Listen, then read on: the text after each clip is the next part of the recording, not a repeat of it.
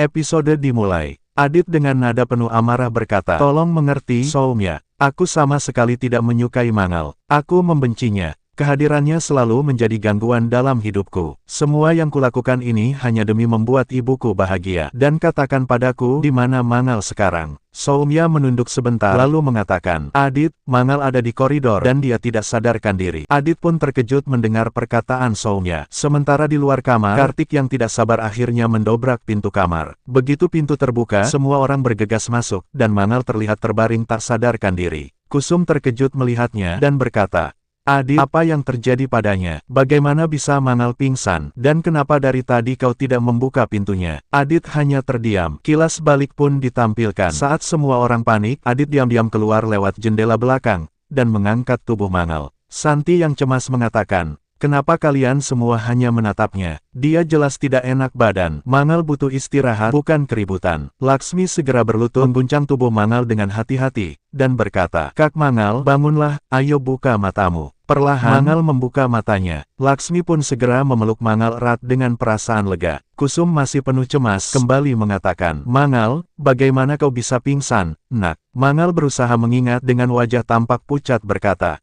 "Aku tidak tahu, Bu. Tadi aku berjalan menuju mandap bersama Lipika, tapi tiba-tiba kepalaku terasa sangat pusing dan setelah itu aku tidak ingat apa-apa." Adit segera meyakinkan semua orang dengan mengatakan, "Mangal memang tidak ingat apapun. Dia sedang berpuasa, mungkin itu penyebabnya." Namun Laksmi menggeleng tidak percaya, dan berkata, "Kakakku sering berpuasa, dan tidak pernah sampai selemah ini. Pasti ada alasan lain." Adit mulai kesal dengan mengatakan, "Sudahlah Laksmi. Jangan membuat semuanya semakin rumit. Yang terpenting sekarang adalah Mangal baik-baik saja." Adit menatap Mangal dan berkata, "Kau baik-baik saja, Mangal?" Mangal mengangguk lemah, dan mengatakan, "Iya, Adit, aku baik-baik saja." Dengan perlahan, mereka membantu Mangal berdiri dan membawanya keluar. Pernikahan pun dilanjutkan. Laksmi dengan penuh keyakinan mengikatkan Gatban dan Adit dan Mangal. Saat prosesi peras berlangsung, Adit bahkan menggendong Mangal. Semua keluarga terlihat bahagia menyaksikan momen tersebut. Setelah beberapa saat, peras pun selesai. Pendeta meminta Adit untuk memasangkan Mangal Sutra kepada Mangal. Dan dengan dingin, Adit memakaikan Mangal Sutra dan memberikan sindur kepada Mangal. Sementara Soumya yang melihat dari kejauhan menahan amarah dan matanya menyala penuh kebencian. Dalam hatinya,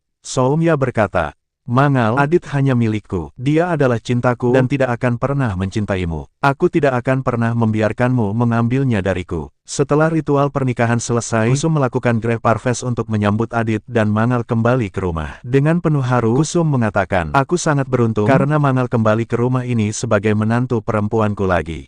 Mangal pun melangkah masuk sebagai pengantin baru, dan teringat pada malam pertamanya dulu bersama Adit, serta kenangan saat Adit menyelamatkannya.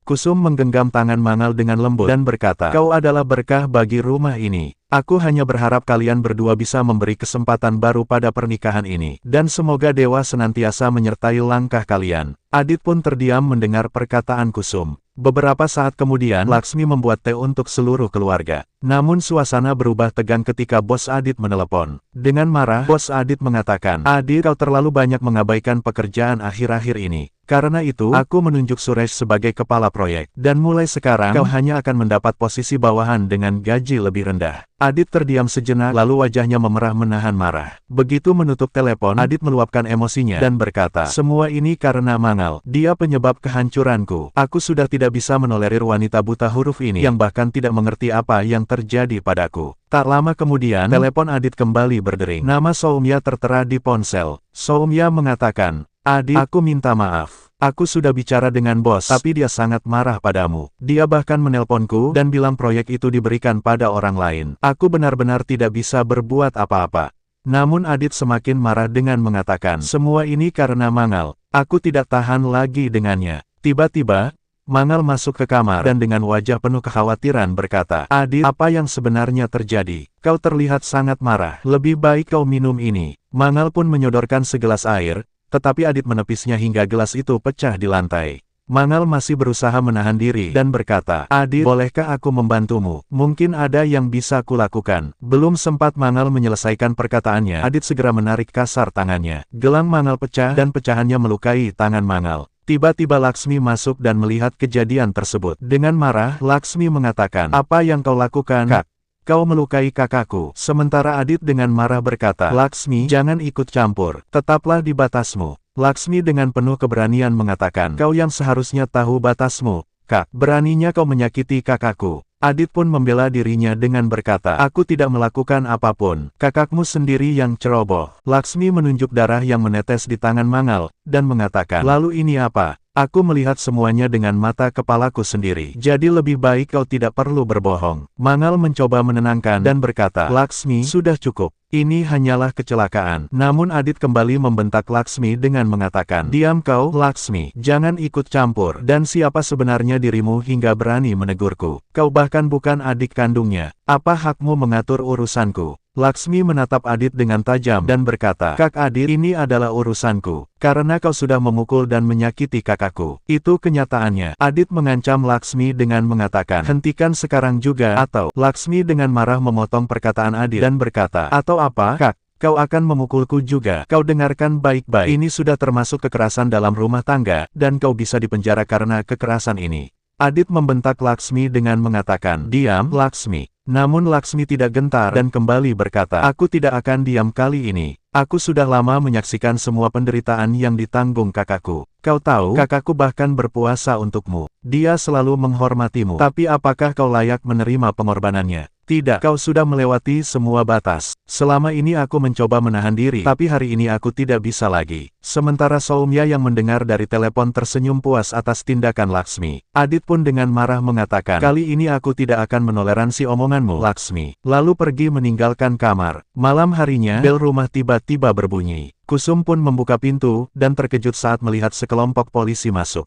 Inspektur berkata, apakah Adit Saksena ada di rumah? Kusum dengan heran mengatakan, Pak, ada apa ini? Mengapa kalian mencari anakku? Inspektur dengan tegas berkata, kami datang untuk menangkapnya. Mangal pun terkejut saat mendengar perkataan inspektur, dan mengatakan, mengapa kalian ingin menangkap suamiku? Tidak, kalian tidak bisa menangkapnya. Inspektur memandang Mangal dengan tajam dan berkata, Nyonya, siapa kau? Mangal dengan cepat mengatakan, Pak, aku adalah istrinya. Polisi pun menghela napas dan berkata, lalu kau sebagai korban bahkan tidak tahu apa yang terjadi.